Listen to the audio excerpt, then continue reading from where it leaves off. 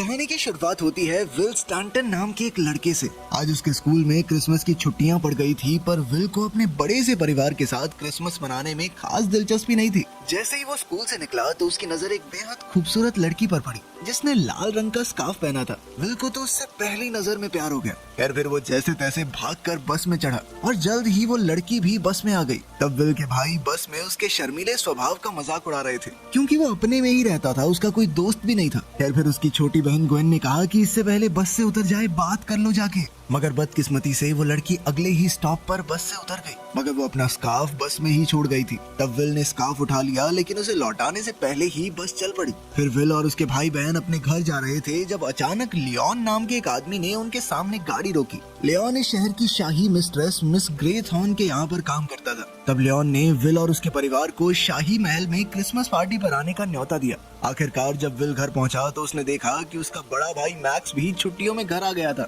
Max ने will के कमरे पर कब्जा कर लिया था, तो अब विल को स्टोर में सोना होगा। कुल मिलाकर विल के 5 बड़े भाई और एक छोटी बहन भी थी। विल के पापा लगता थोड़े रंगीन मिजाज के हैं। खैर उनके पिता जॉन को इस शहर में लेक्चरर की नौकरी मिल गई थी, इसलिए वो यहाँ रहने लगे थे। साथ ही उसकी माँ एक हाउसवाइफ थी जिसे अपने बड़े से परिवार से बहुत प्यार था। रात को वो सब डिनर करने बैठे तो जॉन ने मैक्स से पूछा कि वो ग्रेजुएशन के लिए कहाँ जाने वाला है। मैक्स ने कहा कि अभी तो मैं इसके बारे में सोच रहा हूँ। इसके बाद डिनर टेबल पर सभी लड़के विल का मजाक उड़ाने लगे क्योंकि वो आज बस वाली लड़की से बात नहीं कर पाया। खैर अगले दिन डॉसन और जॉर्ज नाम के 2 किसान उनके परिवार के लिए क्रिसमस ट्री लेकर आए। वो दोनों विल को देखकर काफी खुश हुए और उसे जन्मदिन की बधाई दी। फिर उन्होंने कहा कि आज रात तूफान आने वाला है, जबकि बाहर तो आसमान एकदम साफ था।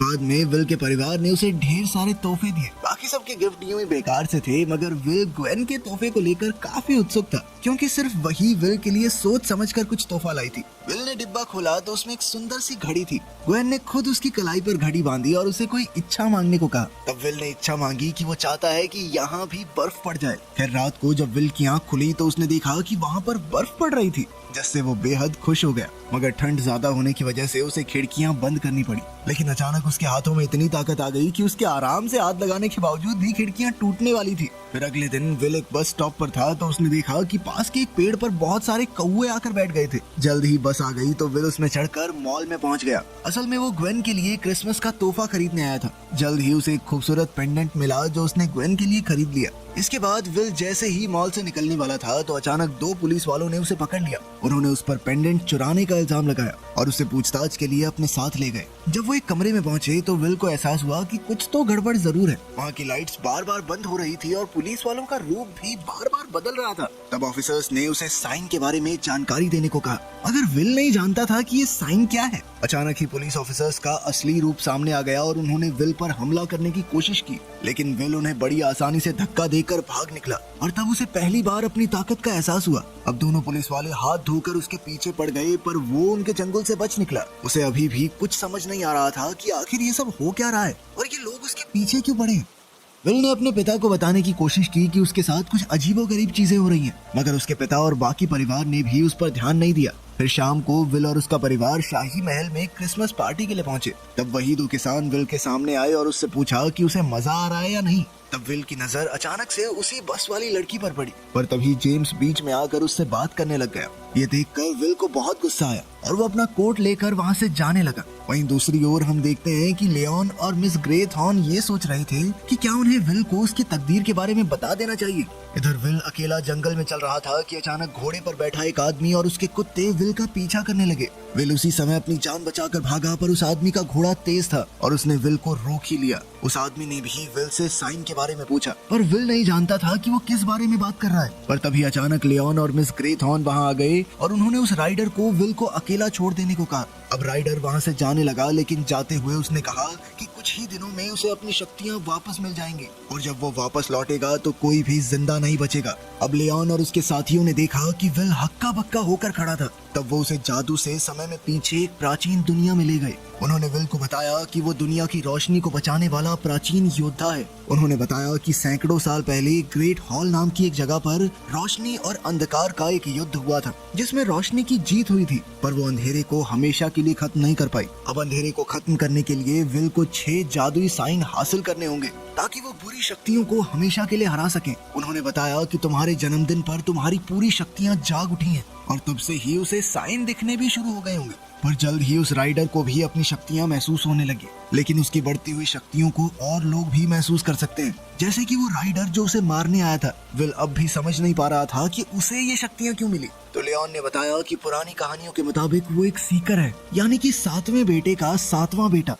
उनके पास बुक ऑफ ग्रामरी नाम की एक प्राचीन किताब थी जिसमें साइन को पहचानने के बारे में बताया गया था, और सिर्फ विल ही इस किताब को पढ़ सकता था। ये सुनते ही विल हंस दिया, क्योंकि उसके तो सिर्फ 5 ही भाई थे और वो अपने माँ बाप का 7वां नहीं 6ठा बेटा था। उसने कहा कि उन्होंने गलत इंसान को चुन लिया है। अब विल वहाँ से जाने लगा, मगर लियोन और उसके साथियों ने कहा कि वो अपनी तकदीर से मुंह मोड़कर नहीं जा सकता। उसी पल विल को आने वाले भविष्य की झलक दिखाई दी, जिसमें अंधकार ने पूरी दुनिया पर कब्जा कर लिया था। ये देखकर वो बुरी तरह घबरा गया और अचानक एक सड़क पर आ पहुंचा जहाँ उसका एक्सीडेंट होने ही वाला था। खैर, जैसे तैसे वो अपने घर पहुंचा, जहाँ उसने थोड़ी और रिसर्च की। फिर उसने अपने पिता से इसके बारे में कुछ सवाल पूछे, क्योंकि वो फिजिक्स के प्रोफेसर थे।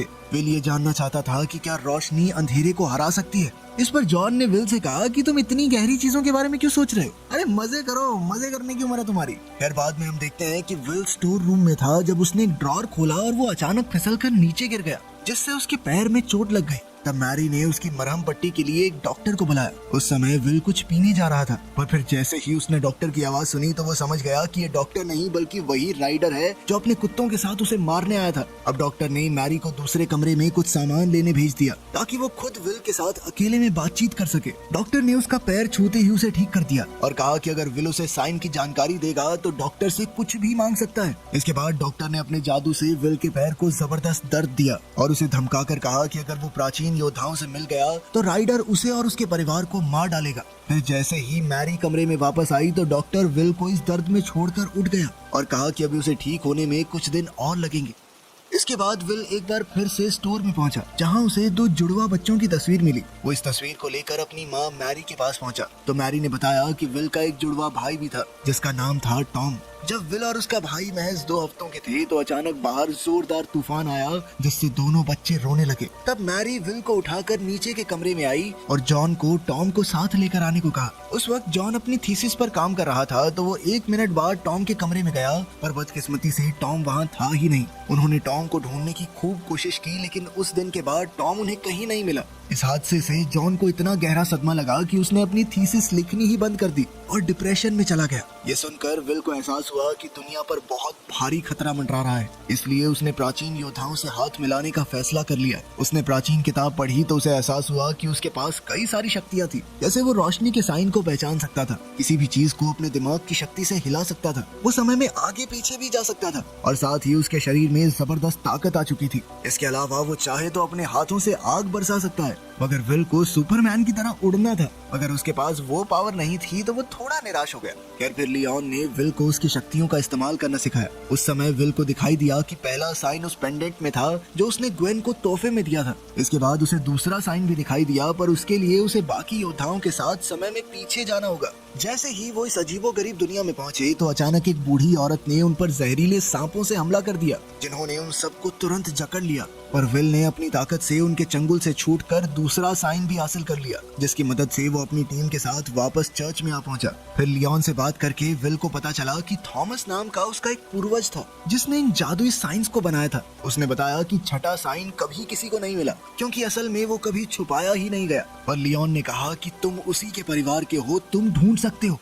फिर उस रात हम देखते हैं कि राइडर एक रहस्यमयी आदमी से मिला। उसने राइडर से कहा कि उसकी काली शक्तियां दिन प दिन बढ़ती जा रही हैं। पर दूसरी ओर विल को भी 2 साइंस मिल चुके हैं, यानी वो भी ताकतवर होता जा रहा है। तब राइडर ने इस आदमी को सारे साइंस लेकर आने को कहा और बदले में उसे इनाम देने का वादा किया। वहीं दूसरी तरफ विल अपने परिवार के साथ डिनर करने बैठा तो जेम्स वहाँ आ गया। वो अपने साथ मैगी को भी लाया था। ये वही लड़की थी जिसे विल शुरुआत से पसंद करता है। जब विल को पता चला कि वो दोनों अब साथ आ चुके हैं तो विल को काफी दुख हुआ। खैर, कुछ देर बाद मैगी विल के पास गई और कहा कि उसके पास भी अद्भुत शक्तियां हैं। फिर उसने विल को नमक के दानों से एक साइन बनाकर दिखाया। बाद में डिनर के बाद विल ने भी मैगी को अपनी शक्तियों का नमूना दिखाया। फिर विल ने मैगी से पूछा कि वो जेम्स के साथ क्यों है और क्या वो भी प्राचीन योद्धाओं की टीम से है। इस पर मैगी ने कहा कि विल को इन छोटी मोटी बातों पर ध्यान नहीं देना चाहिए, बल्कि अपने आने वाले मिशन के लिए तैयार रहना चाहिए। मैगी ने कहा कि वो कोई योद्धा नहीं है, बल्कि वो सिर्फ विल की सुरक्षा के लिए आई है। विल ने बड़ी हिम्मत करके उसे बताया कि जब से मैंने तुम्हें देखा है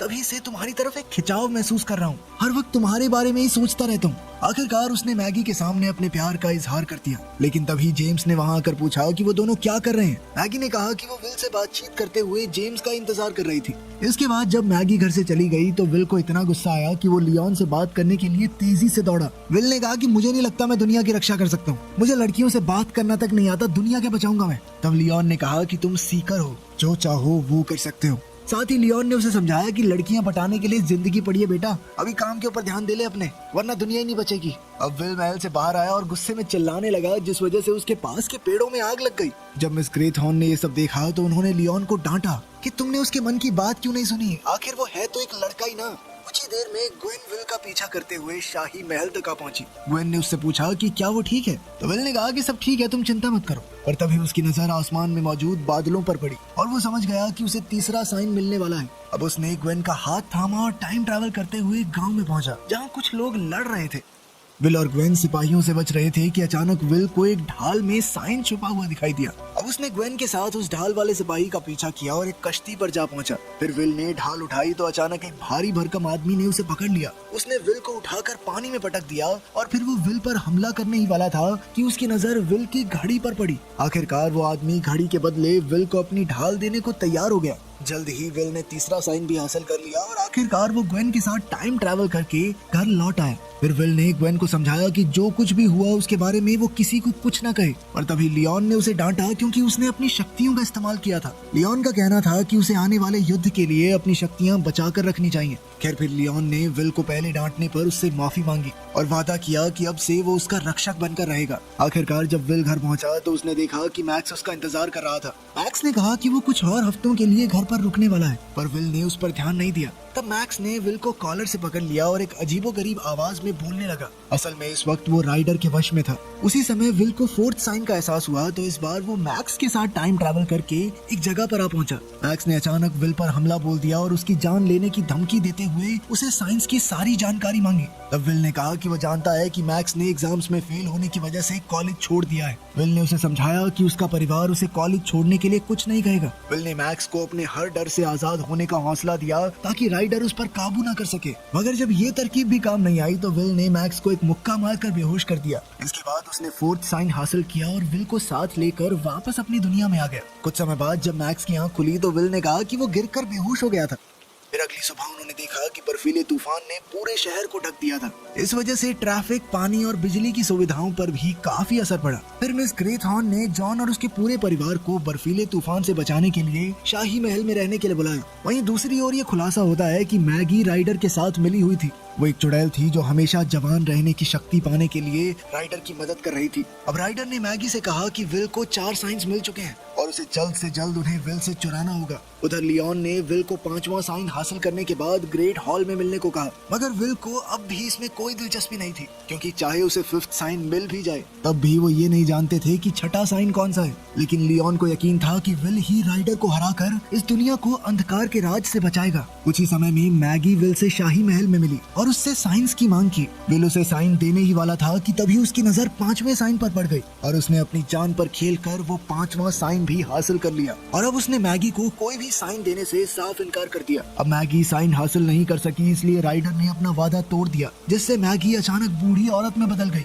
और नदी में डूबकर मर गई। इधर राइडर की शक्तियां भी काफी बढ़ चुकी थी, इसलिए वो शहर में परेशानियां खड़ी कर रहा था। खैर दूसरी ओर विल बाकी योद्धाओं के साथ ग्रेट हॉल में पहुंचा। वहां का कानून था कि राइडर को बिना बुलाए अंदर आने की इजाजत नहीं थी। अचानक उन्हें दरवाजे के बाहर विल के पिता की आवाज सुनाई दी जो उन्हें दरवाजा खोलने को कह रहे थे। योद्धाओं ने उसे रोका पर तभी ग्वेन की आवाज आई और उसने कहा कि उनका एक भाई बुरी तरह जख्मी हो गया है। फिर उसे मैरी की मदद मांगने की आवाजें सुनाई दी तो विल ने भावनाओं में बहकर तुरंत दरवाजा खोल दिया। असल में वो विल के परिवार की आवाजें निकाल कर विल को धोखा दे रहा था। राइडर के अंदर आते ही उसकी काली ऊर्जा ने वहां की सारी रोशनी को ढक दिया।